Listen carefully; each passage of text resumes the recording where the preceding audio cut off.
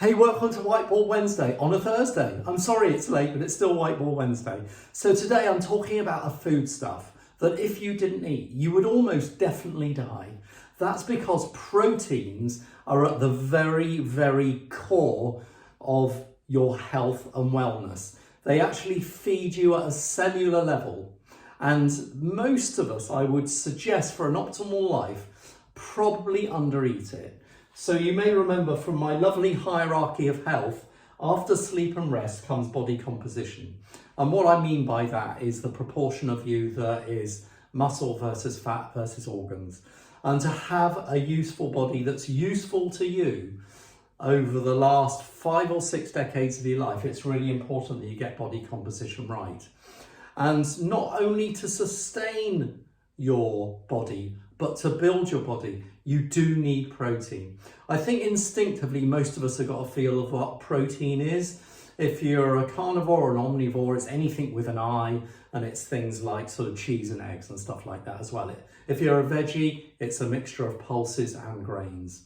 And why do I say a mixture? Because a complete protein, which we all need to eat, consists of 9 or more amino acids, which we have been given as a complete protein in nearly all meat and poultry items. But when it comes to vegetarians, we need to very carefully select a mix of pulses and grains because they both offer different amino acids. So how much protein should you eat? Well, you don't have to go absolutely nuts like the gains lads say at the gym. But I would recommend, depending on your lifestyle, your size, etc., that you have 1 gram or more per kilo of your body weight. So I'm, as you know, pretty short, 5'4", and I'm 11 stone, and I weigh 70 kilos. So I would be aiming for an absolute minimum of 70 grams of protein a day. But as I'm doing the gym and I'm trying to sustain and build muscle, I can eat anything up to 2 grams of kilogram of my body weight a day. So I could be eating up to 140 grams of protein a day, which looks like 3 good size chicken breasts. So it's not always easy to take in that amount of protein.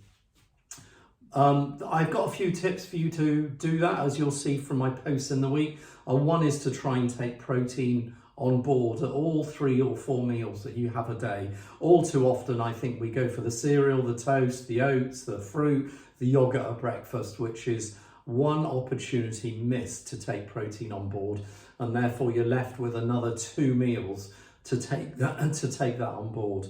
There are some great protein mixes on the market, whey proteins, vegan and vegetarian proteins as well. And that tends to be my go-to if I haven't hit my target. I don't rely on it, but if I've had a day where I'm out and about and I haven't eaten my protein quota for the day, then I'll take a scoop of protein mix and put it with a banana or whatever and make up my day.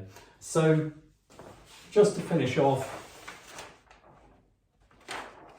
after your calorific balance, okay, so that's the most important thing to maintain, lose or gain weight. And I think you know instinctively what that means. If you want to lose weight, then you need to be in a calorie deficit. If you want to maintain your weight, you need to eat roughly what you're expending a day. But after that, the amount of protein you eat matters more than almost anything else. You can mess around with your fat and carbs as much as you like and not worry about it too much. But if you can get your protein up, for me, it's about 25% of my daily intake. For some major athletes, it can be as much as 40. But I think most of us normal folk should be eating 20 to 30% of our calorie intake via proteins. I hope that's a help. There'll be another couple of posts this week on it. Please DM me as usual if you would like to chat about this or you need any help or advice about how to take protein on board. Thanks for listening. Take care. Stay strong.